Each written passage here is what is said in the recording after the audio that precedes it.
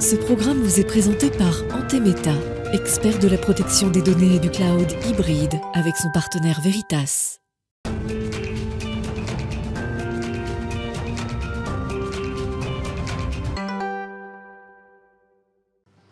Bonjour et bienvenue à tous dans Smart Tech. Dans cette édition du vendredi, on va parler du son, de la voix, qui sont devenus des interfaces reines pour nos dialogues avec les machines et donc un enjeu important pour de nombreux marchés. Aussi, l'innovation sonore, mais également les nouveaux usages acoustiques seront au centre de notre grande interview aujourd'hui avec Nathalie Birochot, directrice générale de IRCAM Amplify. Et puis Smart Tech se refermera sur son rendez-vous dans l'espace. On parlera cette semaine de l'impact du secteur spatial sur l'économie française. Mais tout de suite, sans plus attendre, on y va. C'est le moment de l'interview, une interview acoustique.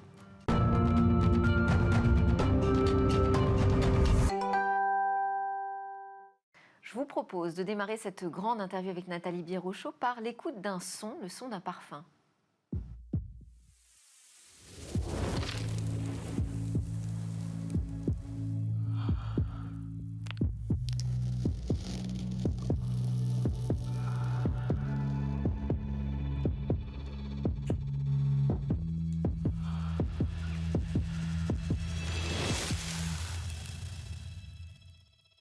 C'est une expérience acoustique qui a été créée pour le parfum Infrared de Viktor and Rolf et c'est une création de l'IRCAM Amplify. Bonjour Nathalie Birochot. Bonjour. Vous êtes à la tête d'IRCAM Amplify. IRCAM Amplify, on peut la décrire finalement cette activité comme une fille de l'IRCAM, l'Institut de recherche en son, en acoustique, référence mondiale en matière de sciences dans ce domaine et la filiale Amplify finalement est là pour commercialiser, pour rendre disponible au marché qui est en attente d'innovation sur le secteur du son, toute cette recherche qui est issue des labos de l'IRCAM.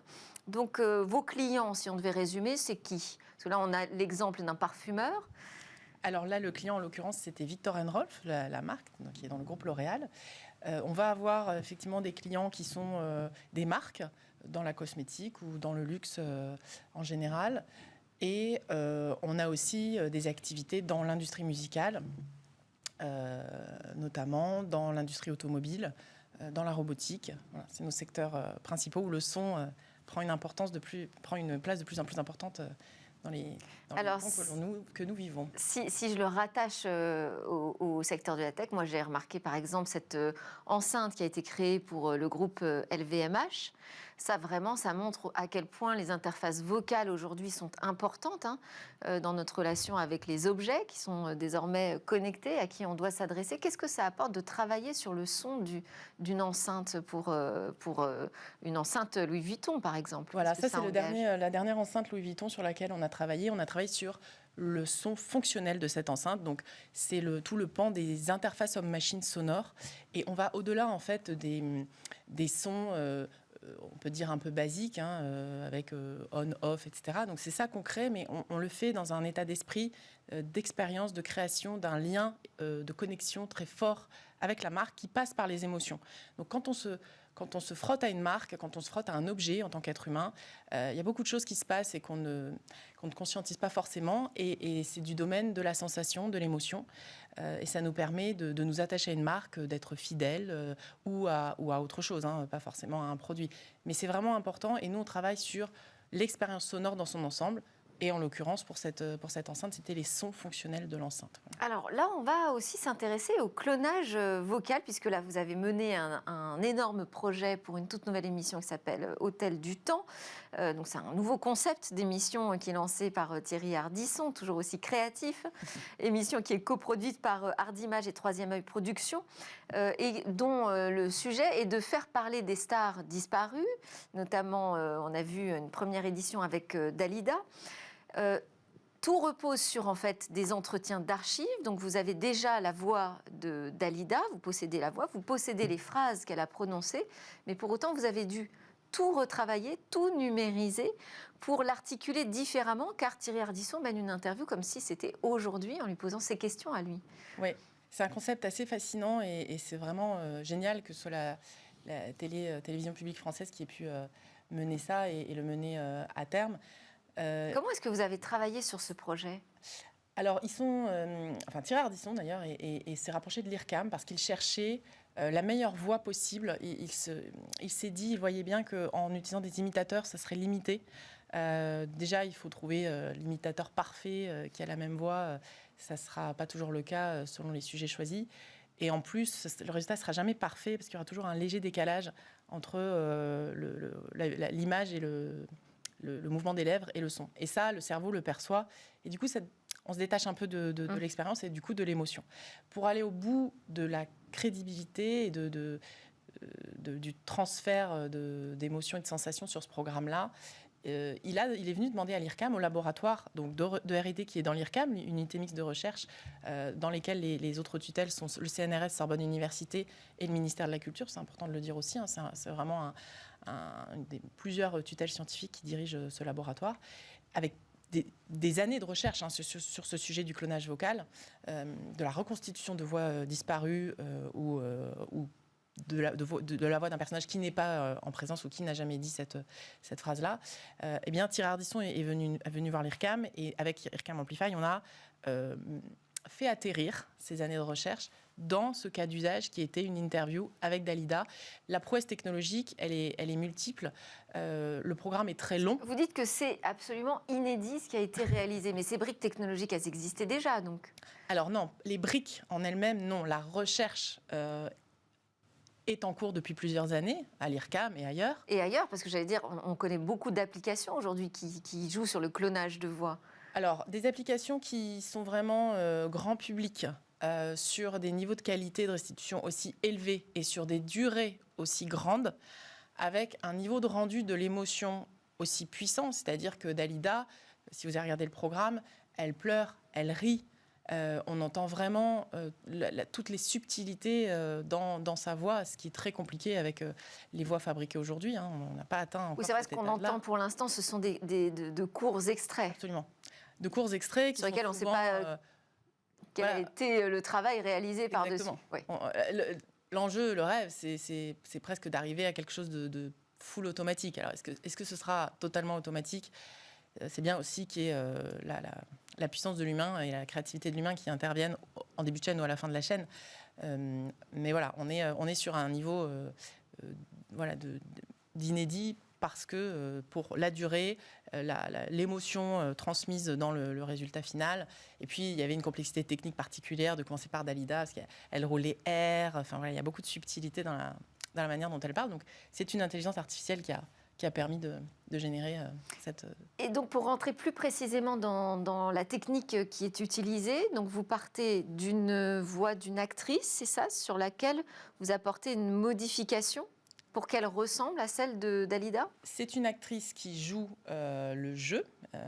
C'est la même chose que pour le visuel. Donc, la manière la plus simple de comprendre, c'est une actrice qui a joué Dalida en face de Thierry Ardisson, donc qui fait son interview avec cette actrice. Et ensuite, que ce soit pour le visuel avec MacGuff, qui utilise une technologie... Ça, c'est une autre société spécialisée dans la 3D. Exactement, une société française également.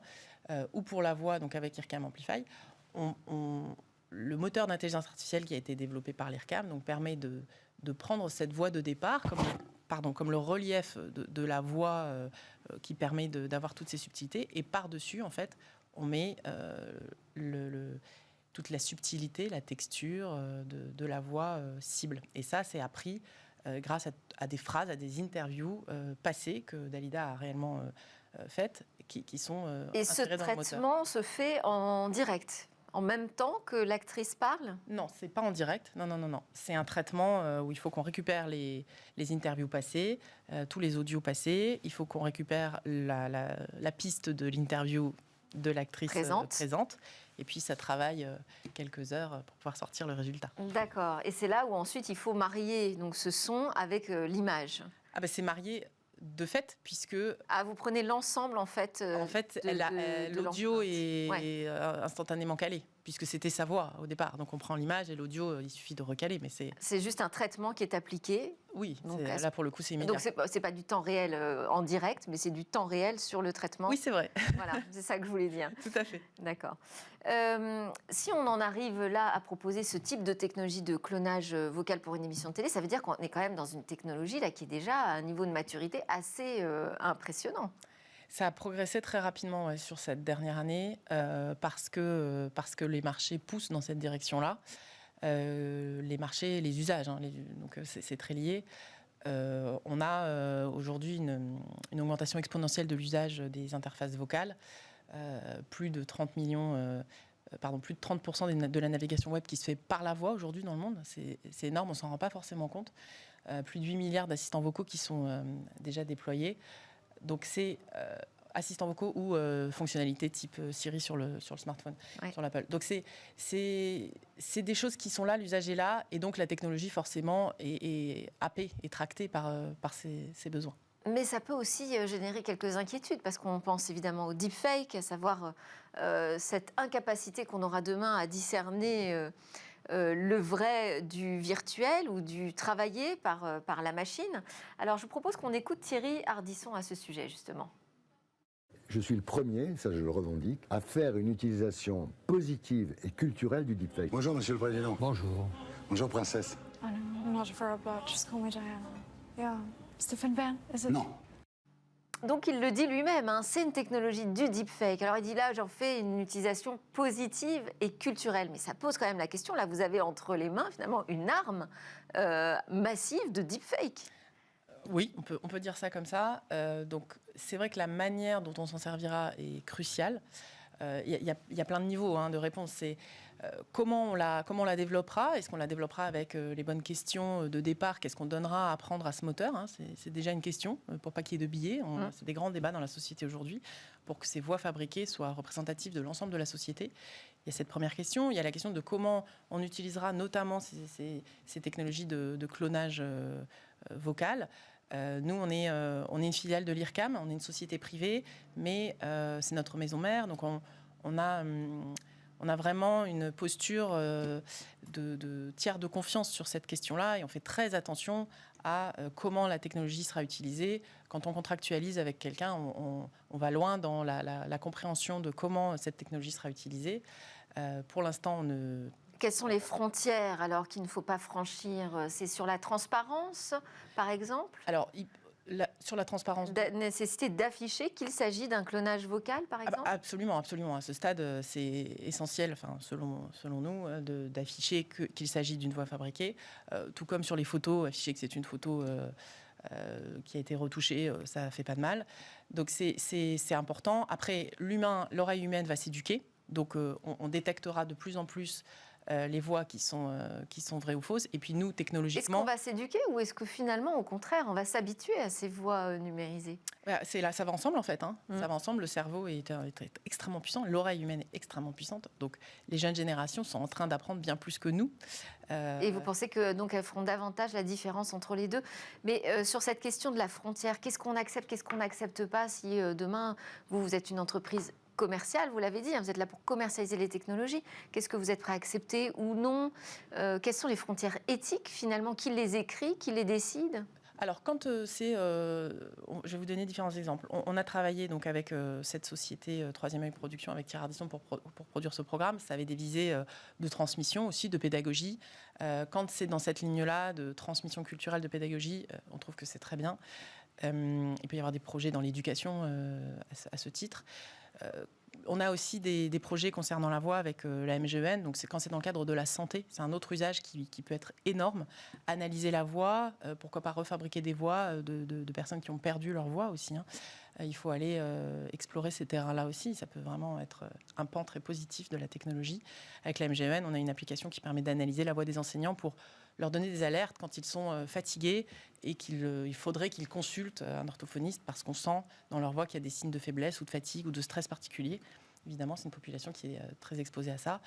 Donc il y a beaucoup de réponses positives à la technologie. C'est un peu comme avec toutes les technologies. De toute façon, elles vont exister. C'est en train d'arriver, ça existe déjà. Il faut les expérimenter. Donc il faut les exploiter, les maîtriser, avoir une posture très ferme concernant la vente et le déploiement de ces technologies. Et nous, on est garant de ça, on est presque obligé, vu d'où on vient. Et puis, on travaille aussi sur le côté technologique, d'être peut-être l'acteur qui découvrira l'antivirus. Voilà, le petit voyant qui s'allume. C'est-à-dire vous travaillez sur le reverse engineering, d'être capable de dépister, de déchiffrer finalement un deepfake. Ouais. Donc en attendant, on va mettre en place un comité d'éthique sur ces questions-là. On est en train de oui, parce que là aujourd'hui, c'est vous qui décidez si ça vous semble dans votre ligne éthique à vous. Ouais. Donc, là, vous nous dites, on va constituer un vrai comité d'éthique autour de ces questions. C'était déjà dans les tuyaux, mais c'est vrai que ça accélère cette question-là. On manipule, au-delà du clonage vocal, vous savez, à l'IRCAM, on manipule des technologies qui peuvent servir à des usages un peu obscurs. C'est les frontières de l'intelligence artificielle et tous ces débats sociétaux qui sont d'actualité. Alors, je disais en introduction que tout ce qui tourne autour de la voix, ça représente des enjeux de marché assez importants, des enjeux économiques. On parle beaucoup de la valorisation de la donnée. Qu'en est-il de la valorisation de la donnée sonore ? C'est une bonne question. Alors, chez IRCAM Amplify, on traite effectivement le son et l'expérience sonore, comme je le disais, dans son ensemble, de manière très holistique. Pourquoi ? Parce que l'IRCAM maîtrise toute la chaîne de valeur du son. C'est capital d'avoir ça en tête pour pouvoir répondre à cette question. Un son, il est créé, il est transformé, il est transporté, il est diffusé, il arrive dans un système qui permet de le restituer, et puis ensuite il arrive dans l'oreille humaine et dans le cerveau humain. Et là aussi, il se passe quelque chose et on va jusque-là, jusqu'à quelle émotion est générée par ce son. Une fois qu'on a dit ça, pour aller au bout un humain a une expérience sonore, l'une des briques essentielles, c'est quel est le bon contenu à diffuser à cet humain par rapport à l'usage, par rapport à ce qu'il est en train de vivre. Et pour pouvoir trouver le bon contenu ou le créer, puisqu'on pourrait, soit il existe déjà ce contenu, soit il faut le générer en temps réel ou pas, eh bien, il faut pouvoir aller se balader dans les bases de données musicales et sonores qui existent dans le monde. On a environ aujourd'hui 70 millions de titres qui vivent dans les serveurs, qui sont des titres de musique, vous imaginez. Enfin, c'est impossible aujourd'hui avec ces volumes-là, à l'échelle humaine, de s'y balader. Donc, qu'est-ce qu'on fait ? J'imagine qu'il y a déjà des bases de données quand même travaillées, par exemple pour les publicitaires. Évidemment. Qui savent déjà rechercher des ambiances. Oui, on est étonnés, on est toujours étonnés, nous, parce que c'est notre travail d'aller questionner le marché, les clients sur ces questions, et on est étonnés du peu de technologies utilisées. Ça repose encore beaucoup sur l'humain, ce qui est fantastique, évidemment, puisque la créativité de l'humain, il faut juste la soutenir. Un être humain, un cerveau humain ne peut pas aller connaître une base de plusieurs millions de titres et manipuler ça dans des temps qui sont ceux notamment de l'industrie publicitaire, où il faut répondre en quelques jours, en quelques heures à un brief et aller très vite. Et donc ils ont beaucoup de pression, eux, mais d'autres aussi. C'est chez les majors, les catalogues, les labels, les librairies musicales, même au niveau des plateformes, il y a des enjeux énormes de traitement de la data. On commence à être à l'ère du big data dans la musique, c'est encore très tôt. C'est encore artisanal. Ça commence. Tout ce qui est indexation, et on va dire mettre des tags sur les morceaux, ça existe depuis quelques années maintenant, mais aller bien au-delà de ça sur quel tag, quelle quantité de tag, quelle qualité de tag, aller sur des tags qui vont plus loin que le genre, le mood et les instruments. Bon, ça, c'est la partie qui existe, c'est mature. Avoir des tags qui permettent un jour de dire « je m'assois dans ma voiture », et parler à sa voiture en disant « j'ai eu une grosse journée, j'ai très mal à la tête, j'ai envie de fourrer là, détends-moi ». Et savoir qu'on va faire voyager cet humain d'une émotion A à une émotion B qui est presque un voyage prédéterminé, c'est ça le Graal, c'est d'aller vers des expériences. Et ça, vous travaillez avec qui ? Alors, ça pourrait intéresser des entreprises comme, je sais pas, Spotify, par exemple, j'imagine. Alors, Spotify, c'est un bon exemple. Spotify, ils sont... Faire de la recommandation vraiment beaucoup plus fine. Oui. Alors, Spotify, ils ont racheté une société il y a quelques années qui s'appelle Niland, qui était une société qui avait été créée par 2 anciens chercheurs de l'IRCAM.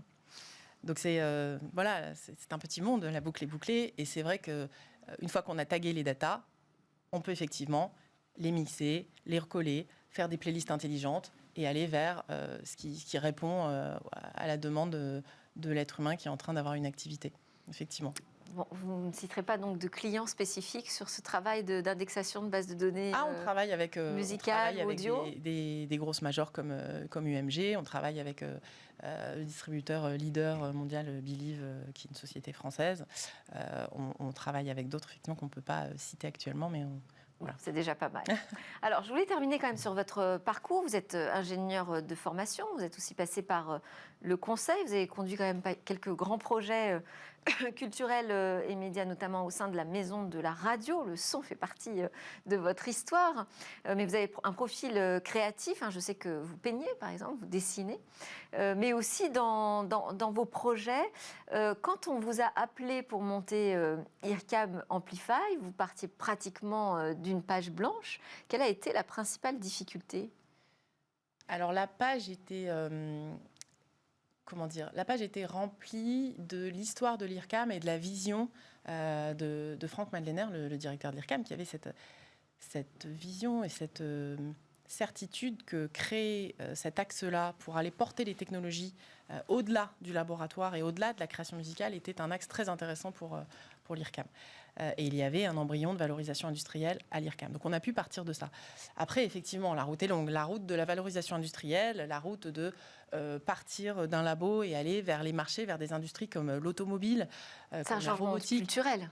Alors, changement, finalement, c'est une structure autonome et indépendante. Donc, à IRCAM Amplify, on a créé une équipe, on est 20 aujourd'hui, on a levé 3 millions d'euros. Et ce sont des gens qui viennent du monde extérieur, qui ont manipulé du produit, qui viennent de la tech, qui sont des profils aptes, on va dire, voilà, qui sont déjà passionnés. Voilà. Ouais. L'IRCAM a effectivement dû se frotter aux usages qui venaient de l'extérieur et à notre envie d'aller mettre les technologies sur le marché. Mais honnêtement, c'est vraiment une synergie géniale qui a été mise en place. Merci beaucoup, Nathalie Birochot, directrice générale d'IRCAM Amplify. Vous allez découvrir ces innovations sonores. À suivre dans Smart Tech, c'est le rendez-vous dans l'espace. Moi, je vous retrouve dès lundi. En attendant, je souhaite à tous un excellent week-end.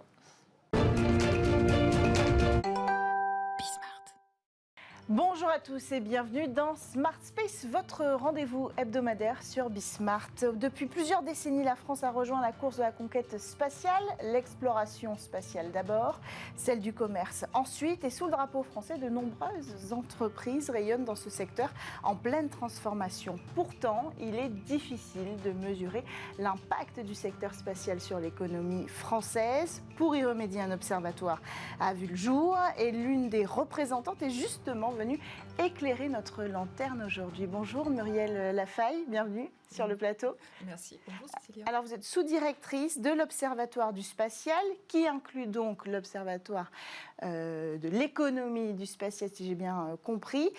Quelle est l'ambition de cet observatoire sous la direction du CNES ? Alors cet observatoire a été créé récemment.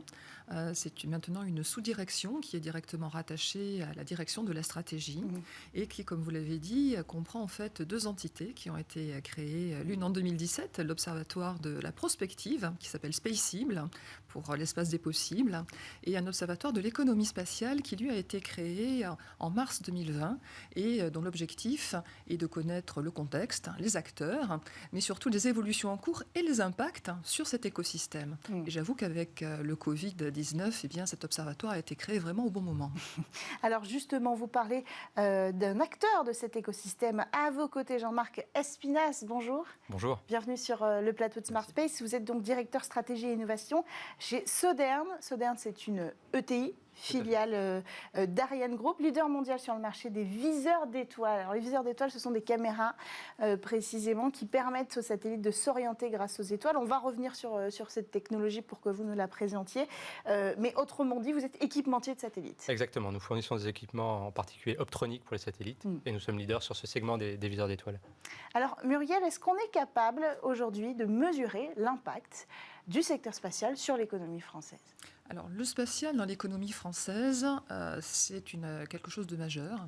D'une part, nous avons des acteurs qui sont des leaders mondiaux, des grands groupes, que ce soit Airbus Defence and Space, que ce soit Thales Alenia Space, Ariane Group, ou des ETI, effectivement, comme Sodern, Safran également, et on pourrait en citer beaucoup d'autres, puisque c'est un secteur qui est très riche, qui comprend actuellement plus de 70 000 personnes sur 5 axes, un axe industriel, manufacturier, un axe de développement de services pour la société, mais aussi des acteurs de soutien au développement de cet écosystème, des acteurs du secteur académique, car il faut des talents pour ce secteur, et aussi des laboratoires industriels, des laboratoires scientifiques qui ont réalisé des premières spatiales absolument incroyables. Est-ce qu'on a une idée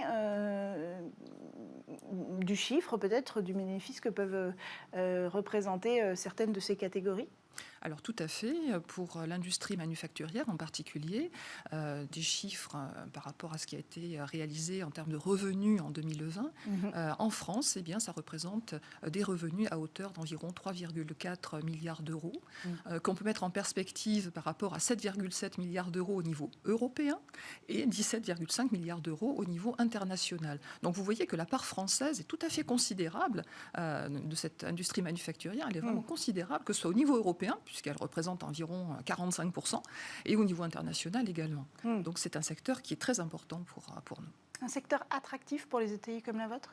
Oui, tout à fait. Et puis un secteur en pleine révolution ces temps-ci, avec l'émergence de cette nouvelle branche qu'on appelle le New Space, et qui ouvre d'énormes opportunités, parce que le secteur est en train de réduire fortement les coûts de construction des satellites.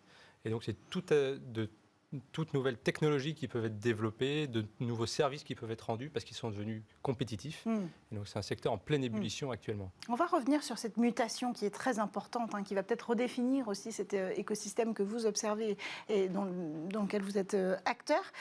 D'abord, qu'on soit bien clair, on parle beaucoup de start-up, on en parle beaucoup notamment sur ce plateau. C'est vrai parce que beaucoup ont émergé, notamment cette année aux yeux du grand public. Mais il y a ces ETI, il y a ces grands acteurs aussi, mais la majorité, est-ce qu'on a une part de répartition de ces secteurs-là ? La majorité, en fait, ce sont les ETI qui travaillent sur le secteur spatial. Alors, en majorité, effectivement, ce sont des PME et des ETI. Alors, on peut dire que à peu près 70%, ce sont des ETI et des PME, ce qui est tout à fait considérable. Les start-up, comme vous venez de dire, elles sont des pousses émergentes. Donc, effectivement, on a un certain nombre d'acteurs. Je veux dire, depuis 2013, il y a eu création de plus de 200 sociétés nouvelles. Pas seulement dans le domaine des services d'ailleurs, mais également dans le domaine manufacturier. Et nous avons effectivement les grands groupes dont je vous ai déjà parlé. Donc c'est un secteur qui est déjà très, très solide, qui est très dynamique, très diversifié. Nous avons déjà beaucoup d'acteurs. Mais pourquoi on parle si peu de ces acteurs, les PME, les ETI, qui sont pourtant centrales dans ce secteur-là ? Est-ce que vous avez une opinion là-dessus, Jean-Marc Espinasse ? Je ne sais pas, c'est vous les médias, mais je pense qu'on est un acteur essentiel de la chaîne de valeur, en tout cas. Et on est capable, tout comme les grands groupes d'ailleurs, de se placer au niveau meilleur mondial. C'est le cas pour Sodern, par exemple. Et il y a de tas d'autres entreprises françaises qui sont à ce meilleur niveau également. En France, on a une terre d'excellence aussi, ce qui me fait vous poser la question, pourquoi il était si difficile jusqu'alors d'avoir des chiffres sur l'impact du secteur spatial ? Eh bien parce que c'est assez compliqué de voir effectivement quel est l'impact direct. Il y a assez peu finalement de ce qu'on appelle les pure players, c'est-à-dire les gens qui ne font que du spatial. Beaucoup de ces sociétés en fait ont eu la bonne idée de se diversifier et travaillent également pour le secteur de l'aéronautique, pour le secteur ferroviaire ou pour des secteurs de transport ou maritime. Et donc il est un petit peu difficile d'arriver à vraiment détourer la part du spatial dans ces affaires-là. C'est vrai que quand il y a des chiffres, ils sont toujours liés à l'aéronautique. Alors, c'est vrai que jusqu'à présent, d'ailleurs, si on regarde les dernières enquêtes de l'INSEE, c'était des enquêtes sur la filière aéronautique et spatiale. Et là, je dirais que grâce au partenariat que nous avons justement avec l'INSEE depuis maintenant 1 an, nous les avons aidés à aller un petit peu plus loin dans la granularité et la compréhension de l'écosystème spatial, à tel point d'ailleurs que cette année, au mois de septembre, là je vous donne un scoop en direct, l'INSEE et le CNES vont faire une publication conjointe sur la filière spatiale. Ce sera un focus. Bon, vous viendrez nous la présenter en plateau de Smart Space. Avec grand plaisir, avec des collègues de l'INSEE, bien sûr. Avec grand plaisir. Alors, pour revenir sur cette ambivalence dont vous avez parlé, cette pluralité des secteurs, il y a aussi cette grande question de la défense. C'est-à-dire qu'aujourd'hui, dans le secteur spatial, on a 2 marchés qui s'ouvrent à nous quand on est une entreprise comme la vôtre, c'est d'aller et sur l'aspect commercial, les propositions commerciales, et sur le secteur de la défense. Est-ce que ces 2 secteurs sont indissociables ? Indissociables, je ne sais pas, ils sont complémentaires. J'élargirais peut-être celui de la défense à l'aspect institutionnel en général, puisqu'il y a de nombreux marchés Avec la commande traditionnels publique. du spatial, voilà, qui pour faire par exemple les satellites de navigation ou les satellites, par exemple L'observation de la Terre. D'observation de Ouais. la Terre. Galileo, voilà, Copernicus, on a des grands projets voilà, européens. le monitoring du climat, par exemple, Ouais. qui est un enjeu fondamental pour les années à venir. Et c'est sûr que traditionnellement, le spatial était plutôt sur ces marchés-là. Et aujourd'hui, il est vraiment en transition vers une nouvelle économie beaucoup plus commerciale. Et donc, des acteurs comme nous, eh ben, tout l'enjeu, c'est justement de passer d'un modèle à un autre et de continuer à servir les deux et d'utiliser toute la complémentarité qu'on peut tirer de ces différents secteurs d'activité. C'est difficile, ça, de basculer son activité vers de nouveaux services? Déjà, c'est passionnant. Ouais. Est-ce que c'est difficile? Non, c'est surtout une question finalement de culture. Je veux dire, le savoir technique, le besoin technique, il est le même pour nos ingénieurs parce que l'espace reste l'espace avec toutes les contraintes que ça amène.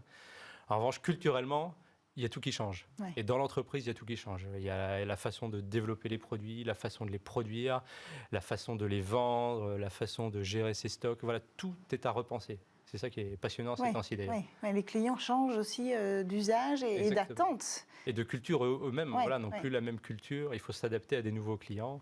Quand traditionnellement on avait quelques acteurs sur chaque continent, aujourd'hui on a un foisonnement de nouveaux acteurs qui ne nous connaissent pas forcément, qu'il faut aller démarcher, desquels il faut se faire connaître, etc. Donc c'est très très différent. Alors c'est là qu'on en arrive à ces nouveaux usages dont on a parlé, donc avec l'arrivée du New Space qui nous apporte des constellations de nanosatellites, donc miniaturisation, qui nous apporte une réduction des coûts aussi.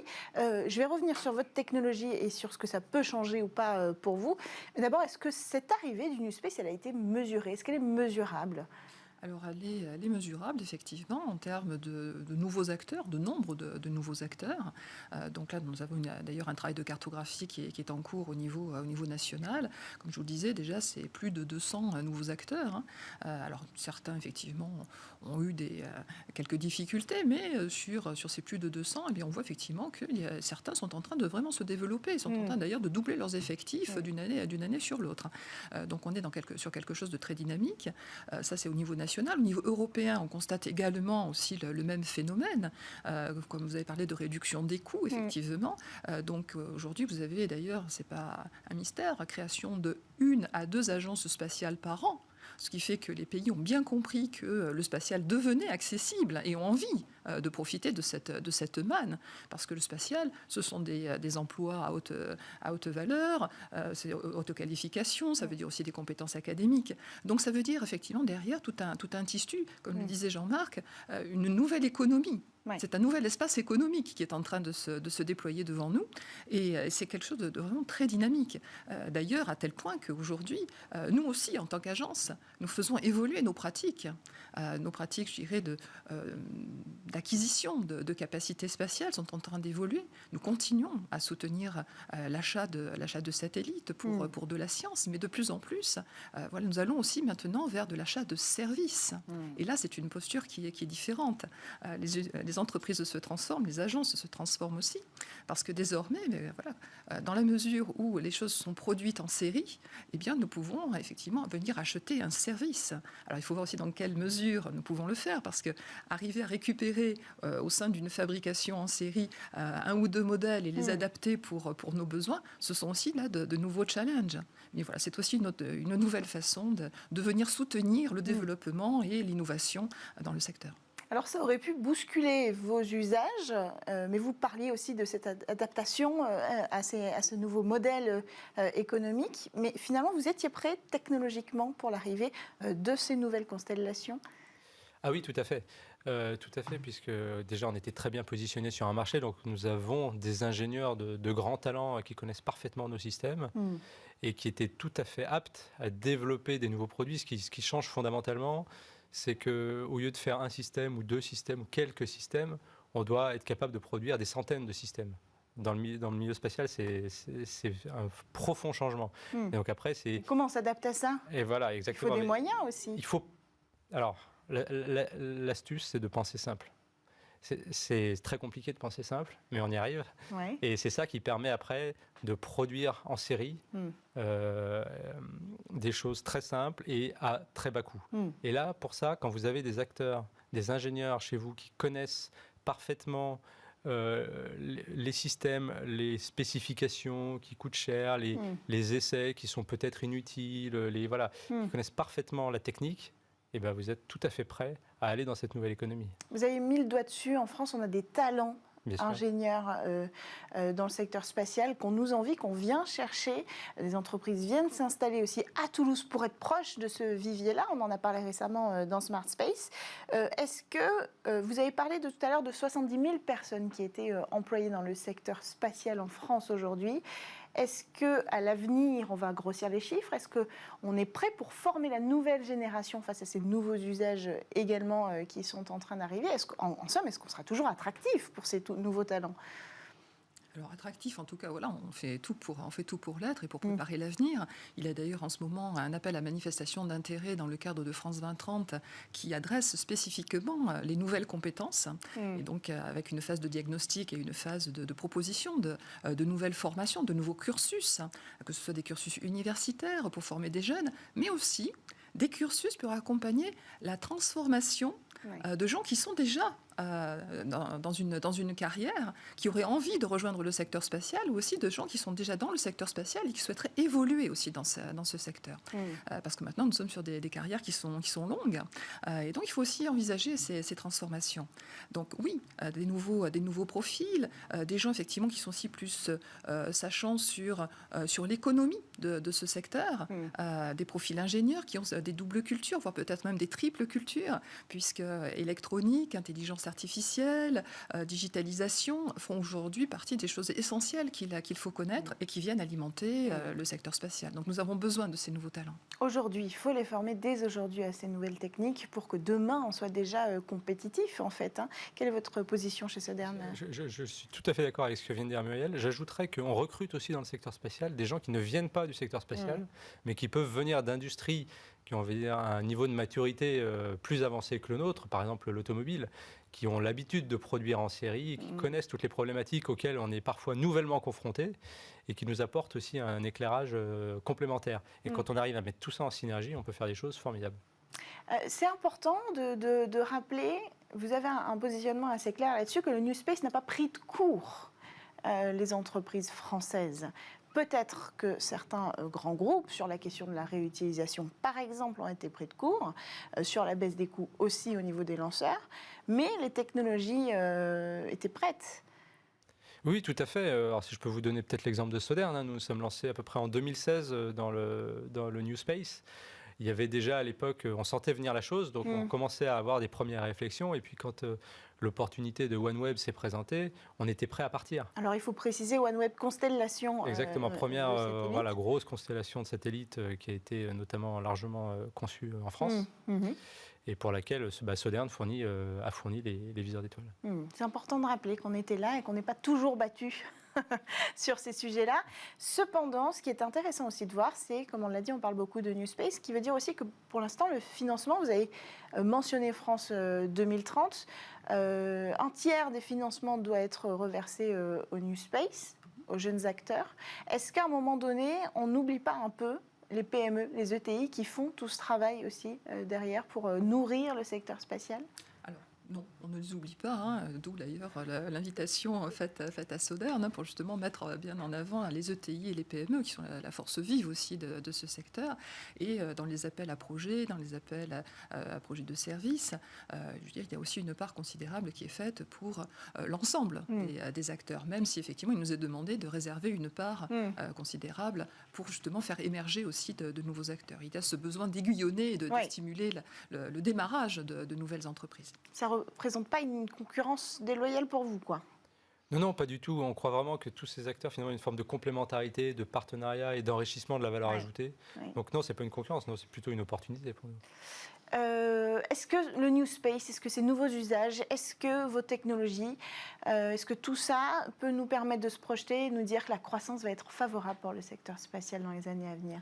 Je pense qu'effectivement, la croissance est favorable. On voit des chiffres qui augmentent tous les ans, d'une part. Il y a aussi des projections qui ont été faites par un certain nombre d'analystes. Alors, là, on est sur des chiffres, effectivement, qui indiquent que l'économie spatiale pourrait être la prochaine économie à 1 000 milliards de dollars à l'horizon 2040. Donc, c'est quand même assez proche. Et nous avons des raisons de penser que, effectivement, ça pourrait bien être le cas, voire même dépasser ce chiffre de 1 000 milliards. Les prévisions les plus optimistes parlent même de 3 milliards. Mais en tout cas, on voit effectivement des constellations se développer pour des usages nouveaux de connectivité. Aujourd'hui, il est indispensable d'être connecté où que l'on soit, et peut-être même demain d'ailleurs dans l'espace directement. Donc enjeu de connectivité, enjeu aussi de connaissance de ce qui se passe sur notre planète. Je profite de l'occasion pour rappeler que le spatial apporte des informations pour 80% des indicateurs des objectifs du développement durable. On en parle régulièrement sur ce plateau. Et je pense que c'est vraiment quelque chose à savoir. Le spatial aujourd'hui, c'est partout. Une journée sans l'espace, c'est devenu impossible. C'est la synchronisation des réseaux d'énergie, c'est la surveillance effectivement des récoltes, c'est la connaissance des intrants dans les sols, la gestion au mieux d'ailleurs de ces intrants. Qui augure forcément une croissance. Qui augure effectivement de la demande. Inévitablement exponentielle. Voilà, qui demande de l'information, qui va venir nourrir ces flux d'informations. Et donc, en fait, c'est pour ça que j'avais du mal à répondre à votre question. Aujourd'hui, c'est vrai que ce nouvel espace économique, finalement, se dilue dans l'économie digitale. Oui, c'est vrai. Il faut le rappeler aussi. La Space Tech fait partie aussi de cette économie technologique et on en reparlera sur le plateau de Smart Space. Merci beaucoup Muriel Lafaye d'être venue sur le plateau de Smart Space. Merci à vous Jean-Marc Espinache. Je rappelle que vous êtes directeur stratégie et innovation chez Sodern et vous sous-directrice de l'Observatoire spatial au CNES. Merci à tous de nous avoir suivis. On se retrouve dès la semaine prochaine sur Bismart.